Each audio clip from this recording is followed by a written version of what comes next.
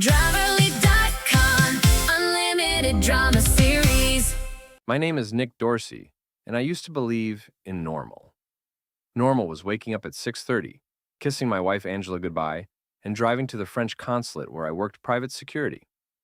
Normal was pretending that diplomatic immunity meant something more than rich people getting away with parking tickets. Normal was a lie I told myself every morning while shaving. The first crack in my normal appeared on a Tuesday morning when I couldn't find my keys. "Angela, have you seen my BMW keys?" I called out, checking the kitchen counter for the third time. The consulate had issued me a sleek black BMW with diplomatic plates, one of the perks of keeping foreign dignitaries safe from LA's finest criminals and traffic violations. "Check your jacket pocket," she yelled back from the bedroom, her voice carrying that particular edge it got when she was annoyed. Angela worked at Premier Luxury Motors, selling overpriced cars to people with more money than sense. She had that salesperson's ability to sound helpful while being completely unhelpful. I checked my jacket. Nothing. I checked yesterday's pants. Nothing. I checked the bowl by the front door where we kept loose change and random crap. Nothing. "They're not anywhere," I said, walking into our bedroom. Angela was applying mascara with the precision of a surgeon, her blonde hair perfectly styled, despite having just woken up 20 minutes ago. She had this talent for looking like she'd stepped out of a magazine, even when she was hungover. "Did you check the car?" she asked, not looking away from the mirror. "Why would my keys be in the car?" "I don't know, Nick. Maybe you left them there." She capped her mascara and turned to face me. "Look, I'm running late. Carla's picking me up for work today anyway. You can take my Honda." Something about the way she said it bothered me.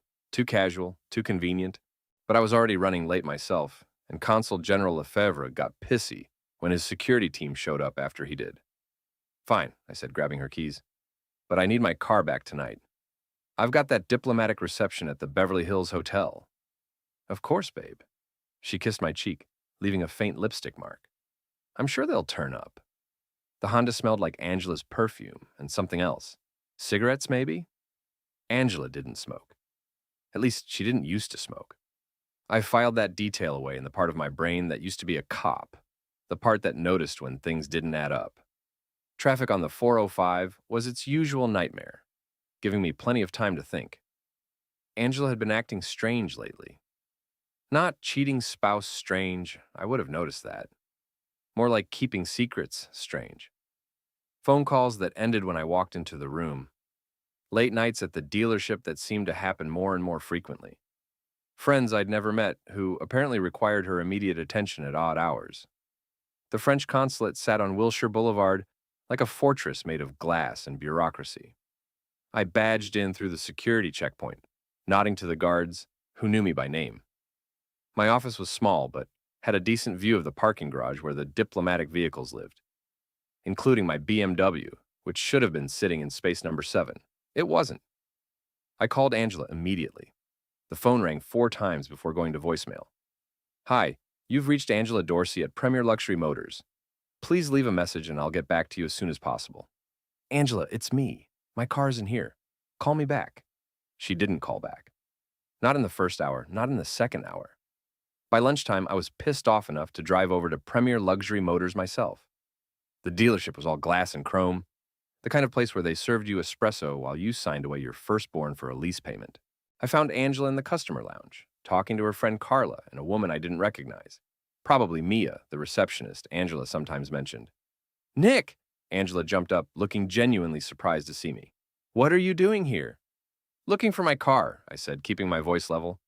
"You know, the one with diplomatic plates that belongs to the French government?" Carla and Mia exchanged a look. The kind of look that meant they knew something I didn't. "Oh, right," Angela said, touching my arm. "I was going to call you about that. It got stolen." "Stolen?" "From our driveway last night. I was going to file a police report, but I thought you might want to handle it through the consulate or whatever." I stared at her. In 8 years of marriage, Angela had never been a good liar. She oversold everything, added unnecessary details, touched people when she was being dishonest. She was touching my arm right now. "When exactly was it stolen?" I asked. Sometime after midnight." I heard a car start up, but I thought it was the neighbors. And you didn't think to wake me up? You were sleeping so peacefully. I didn't want to. Angela! I stepped closer, lowering my voice. That car has diplomatic immunity. Stealing it is a federal crime, the kind that involves FBI agents and international incidents. Her face went pale. Carla cleared her throat and mumbled something about getting back to work. Mia suddenly became very interested in her phone. I know, Angela said. That's why I thought you should handle it. With your connections. My connections. Right. Because working security for a bunch of French bureaucrats made me some kind of international man of mystery.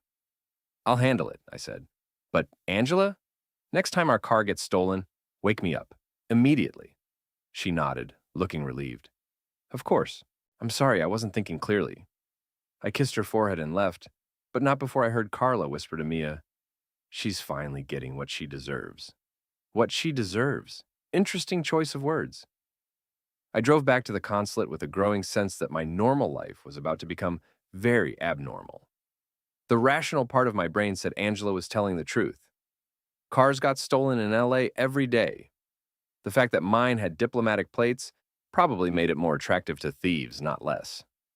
But the cop part of my brain, the part that had spent 5 years on the LAPD before I got tired of getting shot at for $40,000 a year, was asking different questions.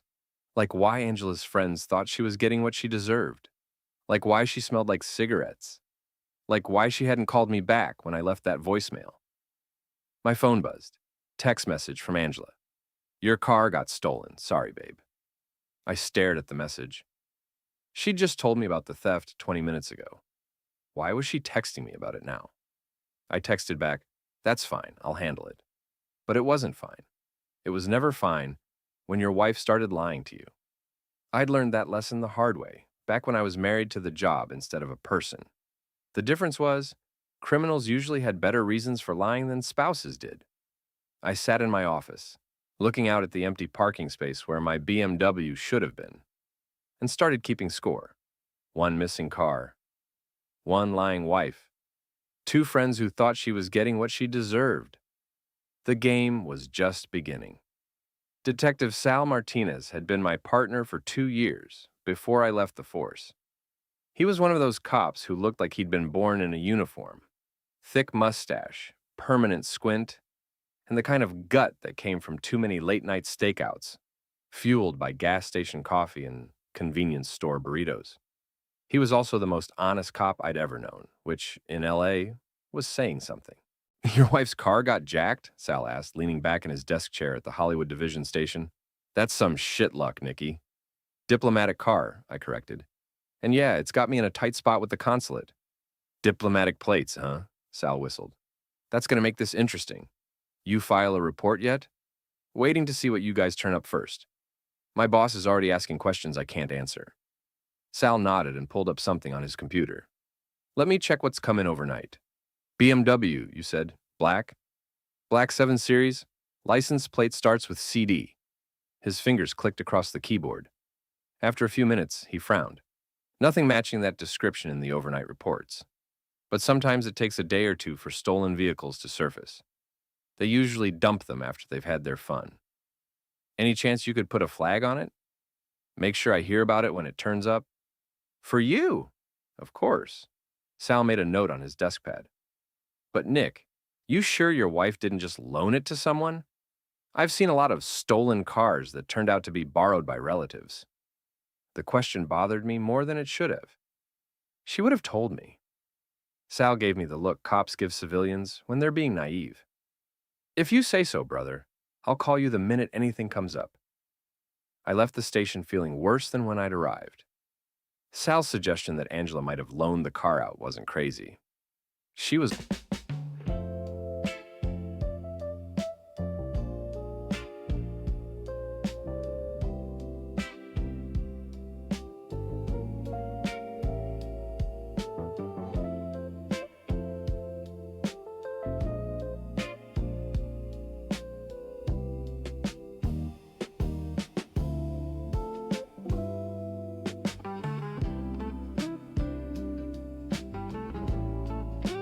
always helping her friends with one thing or another. But a consulate vehicle? She knew better than that, didn't she? My phone rang as I was walking to Angela's Honda. Big Mike's name appeared on the screen, and I felt some of the tension leave my shoulders. Mike Kowalski owned a body shop in Koreatown and had been my closest friend since we'd served together in the Army. He was the kind of guy who could fix anything with an engine, and most things without one. Heard through the grapevine that you got your ride stolen, Mike said without preamble. Big Mike wasn't much for small talk. News travels fast. Sal Martinez called me, asked if I'd heard anything on the street about diplomatic cars being targeted. I stopped walking. What did you tell him? Truth, haven't heard shit. But Nick, there's something you should know. That car of yours? It turned up. My heart started beating faster. Where? Impound lot on Alameda. Patrol unit found it about an hour ago, parked outside some apartment complex in Silver Lake. Keys still in it. That's good news, right? Maybe. Maybe not. They haven't opened it up yet, waiting for someone from the consulate to come down and claim it. Something about diplomatic protocol. I was already walking faster toward the Honda. I'm on my way. Nick, there's one more thing. The patrol officers who found it, they said it looked like someone had been living in it. Food wrappers, clothes, that kind of thing. And it smelled. Smelled like what? They didn't say, but it wasn't good. The impound lot was exactly what you'd expect from a city facility. Chain link fences, bored employees, and the general atmosphere of bureaucratic indifference. I found my BMW in the third row, looking perfectly normal from the outside. No damage, no missing parts, just dusty from sitting in the Silver Lake sun. The impound supervisor, a tired-looking woman named Janet, walked me through the paperwork. You'll need to sign here, here, and initial there. Any personal property in the vehicle is your responsibility. Has anyone looked inside yet? We don't do searches without cause or consent. That's your car, your choice. I signed the forms and took the keys she handed me. They were my keys, the ones that had gone missing from my house. Someone had taken them, driven my car around LA for a day, and then abandoned it. The question was who and why. The driver's seat was adjusted wrong. Too far back for Angela, too far forward for me. Someone taller than my wife but shorter than me had been driving. The car did smell, a sweet chemical odor that reminded me of something I couldn't quite place. I popped the trunk. Jesus Christ, I said, loud enough that Janet looked over from her clipboard. The trunk was full of packages, dozens of them, wrapped in brown paper and sealed with tape. They were stacked neatly, professionally, like someone had been using my car as a delivery vehicle. I didn't need to open one to know what I was looking at. The smell, the careful packaging, the way they were arranged, this was drugs. A lot of drugs. Enough drugs to put someone away for a very long time. Ma'am, I called to Janet, I think you're going to want to call the police. 20 minutes later, the impound lot looked like a crime scene. Patrol cars, detectives, a crime scene photographer, and a very unhappy DEA agent who kept asking me questions I couldn't answer. Mr. Dorsey, the DEA agent said, reading from his notepad, you're telling me you had no knowledge that your vehicle was being used to transport narcotics? None whatsoever. And you work for the French consulate? Private security, yes. This is going to create some problems for you. He wasn't wrong. By the time I got back to the consulate, Consul General Lefebvre was waiting in my office with an expression that could have frozen champagne. Nicolas, he said, using my full name the way he did when he was pissed. Please tell me this is some kind of misunderstanding. I wish I could, sir. A consulate vehicle, used for drug trafficking. Do you understand what this means for our diplomatic relations? I understood perfectly. It meant my career was about to become a casualty of someone else's criminal enterprise.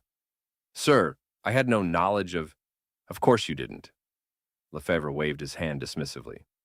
But knowledge is irrelevant now. The damage is done. The Americans will want explanations. Paris will want explanations.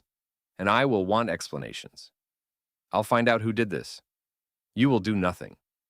You are suspended, effective immediately, pending the outcome of the investigation. The words hit me like a punch to the stomach. Sir, I'm sorry, Nicolas, but until this is resolved, you cannot represent the consulate in any capacity. I cleaned out my desk in silence, boxing up 8 years of accumulated crap while Lefebvre watched. My badge, my access cards, my parking pass, everything that made me who I was Professionally, went into a manila envelope. As I was leaving, my phone buzzed with a text message from a number I didn't recognize. Your car was parked outside Stephen Mallard's apartment building on Fountain Avenue.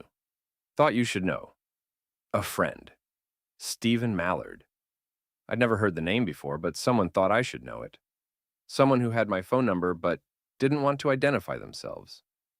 I sat in Angela's Honda in the consulate parking lot, staring at the message. My car had been found outside Stephen Mallard's apartment. My career was in ruins. My wife was lying to me about something. And somewhere in Silver Lake, there was a man named Stephen Mallard who had answers I needed.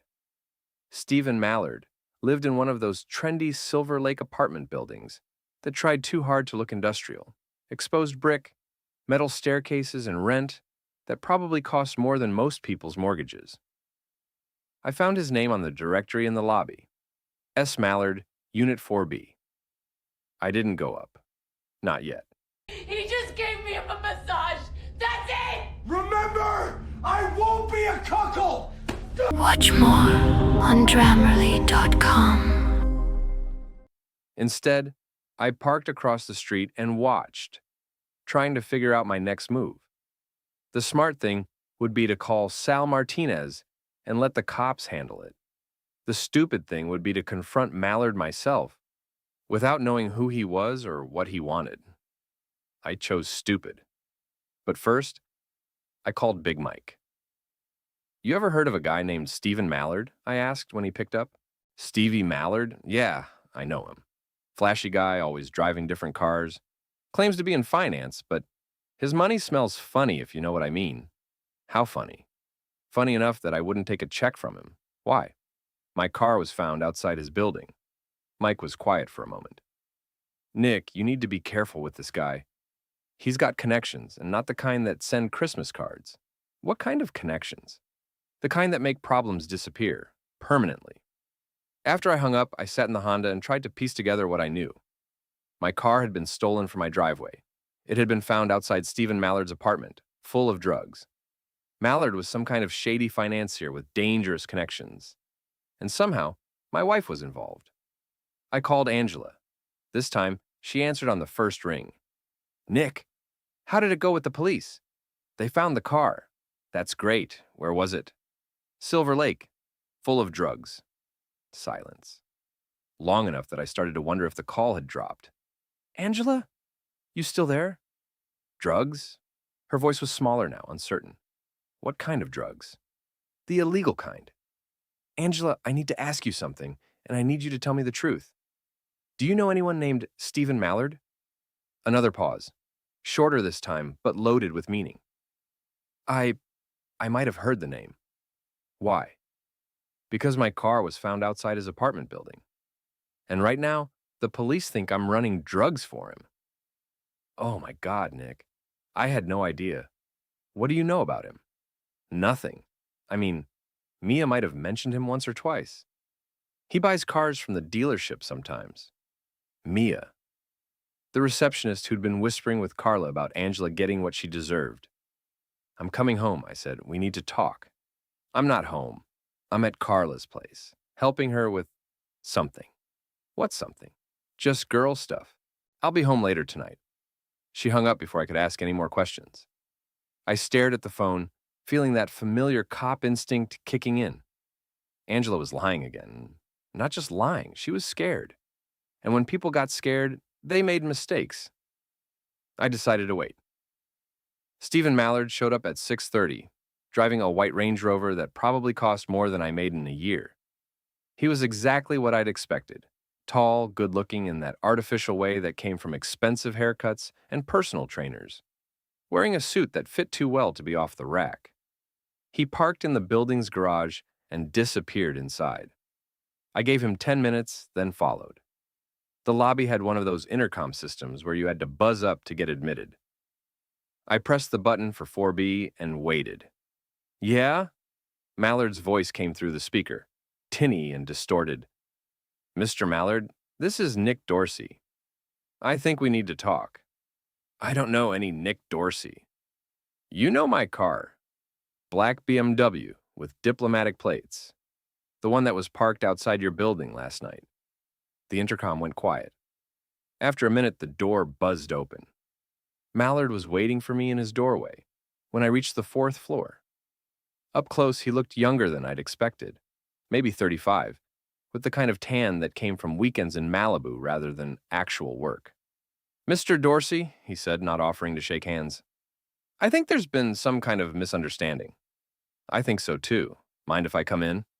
He stepped aside reluctantly. The apartment was all white furniture and modern art, the kind of place that looked like a hotel suite.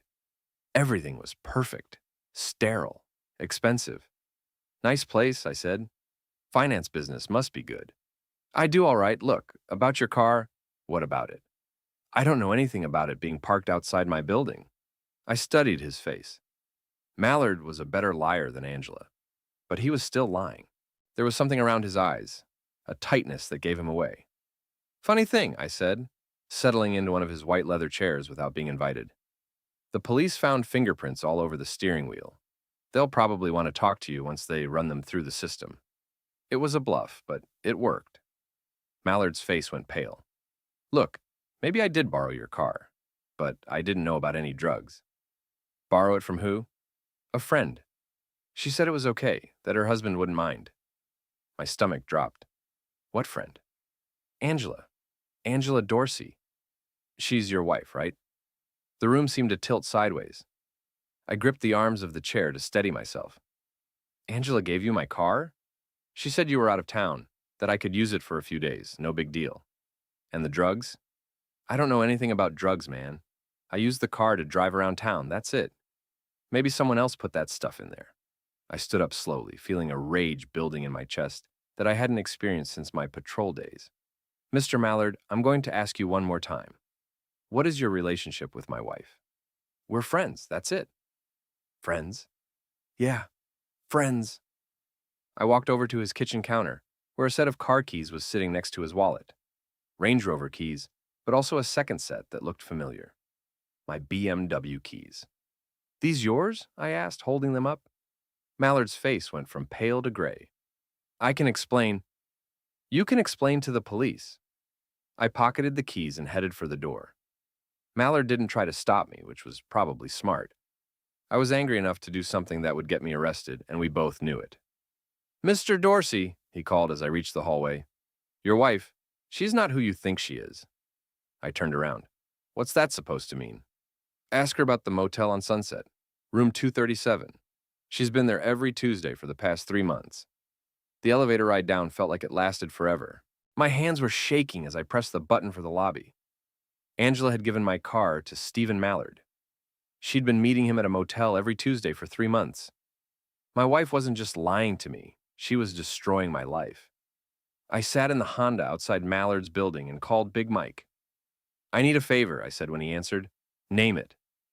"I need you to follow someone. Find out where they go, who they see, what they do." "This about your car?" "This is about my marriage." Mike was quiet for a moment. "Nick, you sure you want to know?" "I'm sure." "All right. Text me the details. But brother, whatever you find out, don't do anything stupid." Define stupid. "Anything that ends with you in jail or the hospital." I hung up and stared at Mallard's building. Angela was up there somewhere, or she would be soon. Meeting with the man who'd been driving my car around LA with a trunk full of drugs. My phone buzzed with a text message from Angela. "Still at Carla's. Don't wait up. Love you." Love you? Right. I started the Honda and drove home to our empty house, where I spent the night sitting in the dark, thinking about room 237 and wondering how long my wife had been living a double life. Big Mike called me at 7 in the morning with news I didn't want to hear. "Your wife's not at Carla's," he said without preamble. "She's at the Sunset Palms Motel with your buddy Mallard. Room 237, just like he said." I was sitting at my kitchen table, drinking coffee that tasted like ash, and staring at the empty chair, where Angela usually sat reading the news on her phone. "How long have they been there?" "She showed up around 9 last night. His Range Rover's been there since 8. You still watching them?" "Yeah, but Nick, I gotta ask, what's your play here? You gonna confront them? Call a lawyer? What?" That was the question, wasn't it? What was I going to do about my cheating wife and her criminal boyfriend who'd destroyed my career? I'm going to make them pay, I said. That sounds like the beginning of a stupid plan. Maybe, but it's my plan. I hung up and opened my laptop. If Stephen Mallard was in finance, he'd have a digital footprint. And if he was the kind of financier who transported drugs in other people's cars, that footprint might be interesting to the right people. It took me 2 hours to find what I was looking for. Mallard worked for a company called Pacific Capital Ventures, which sounded legitimate until you dug deeper. Their client list was a who's who of shell corporations and offshore accounts. Their office address was a mail drop in Century City, and their SEC filings were 6 months behind. But the interesting part was Mallard's personal finances. He lived in a $4,500 a month apartment, drove a $70,000 car, and wore watches that cost more than most people's annual salaries, all on a declared income of $60,000 a year. Someone was going to be very interested in that math. I called a private investigator I'd worked with during my police days, a former FBI agent named Rita Vasquez, who specialized in financial crimes. "Nick Dorsey," she said when she answered. "Haven't heard from you in years." "What's the occasion?" "I need a favor, Rita, and I need it fast." "What kind of favor?" "The kind that ruins someone's life." Rita was quiet for a moment. "This wouldn't be about your wife and that finance guy, would it?" "How did you—" "Word gets around, especially when diplomatic cars start turning up full of drugs. What do you need?" I told her about Mallard, about Pacific Capital Ventures, about the discrepancy between his lifestyle and his reported income. Rita listened without interrupting, making notes I couldn't see. "I can have a preliminary report by tomorrow morning," she said when I finished. "But Nick, if this guy's dirty, he's not going to go down quietly." "I'm counting on it." "What about your wife? What about her? You want me to dig into her finances too?" I thought about that. Angela made good money at the dealership, but not Range Rover money. If she was involved with Mallard's business, there might be evidence of it. "Yeah," I said, "dig into everything." After I hung up, I drove to the Sunset Palms Motel. It was one of those places that charged by the hour and didn't ask questions. Sandwiched between a liquor store and a check cashing place on a stretch of sunset that gentrification hadn't reached yet. Angela's Honda was still in the parking lot, next to Mallard's Range Rover. Room 237 was on the second floor, with a view of the dumpsters. I didn't go up. Instead, I parked across the street and waited. Sooner or later, they'd have to come out. And when they did, I wanted to see their faces. They emerged at noon, looking like any other couple sneaking around behind someone's back. Angela was laughing at something Mallard had said, touching his arm in that way she used to touch mine. He was carrying a small duffel bag that hadn't been there the night before. I followed them at a distance as they drove to a parking garage downtown. They parked on the third level and walked to the elevator together, still talking, still touching. The duffel bag went with them. I waited 10 minutes, then followed them up. The elevator opened onto the lobby of a high-rise office building. The directory by the security desk listed dozens of companies, including Pacific Capital Ventures on the 32nd floor. My wife was involved in whatever Mallard was doing, not just romantically, professionally. I drove home and called Consul General Lefebvre. "Nicholas," he said, sounding surprised, "I wasn't expecting to hear from you." "Sir, I have information about the drug incident, information that might help the consulate's position." "What kind of information?" "The kind that proves I was set up." There was a long pause. "Come in tomorrow morning, 9 o'clock. "Thank you, sir." "Don't thank me yet. This information had better be good." That evening, Angela came home acting like nothing had happened. She kissed my cheek, asked about my day, and started making dinner as if she hadn't spent the previous night in a motel room with another man.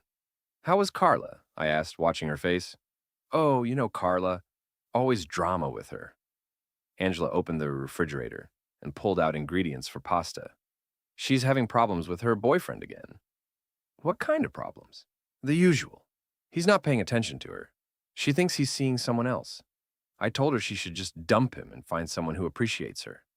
The irony was so thick I could taste it. Good advice. I thought so. She started boiling water for the pasta. How was your day? Any news about the car situation? Some. I might have a lead on who was using it. Angela's hand froze on the pasta box. Really? That's great. Who? Guy named Stephen Mallard. Ever heard of him? She turned around slowly, and for just a moment, I saw fear in her eyes. Real fear. No, she said. Should I have? Probably not. He's just some criminal who likes to steal other people's cars. Well, I hope they catch him. Oh, they will. I'm going to make sure of it. We ate dinner in relative silence, both of us pretending everything was normal. But I could see the wheels turning behind Angela's eyes. She was planning something, trying to figure out how much I knew and what she could do about it. After dinner, she went upstairs to take a bath. I waited until I heard the water running, then went through her purse. I found what I was looking for in a zippered compartment she thought I didn't know about, a burner phone. The call log showed dozens of calls to and from a number I didn't recognize, but the text messages were more interesting. Package delivered safely. Buyer happy. Stephen, good. Next shipment Tuesday. Angela, your husband asking questions? Stephen, nothing I can't handle. Angela, be careful. This is too good to lose. Stephen, don't worry. He doesn't suspect anything. Angela, I photographed every message, every call log entry, every contact. Then I put the phone back exactly where I'd found it. Angela thought I didn't suspect anything. She was wrong. But she was right about one thing. This was too good to lose. Too good for her to lose anyway. For me, it was just getting started.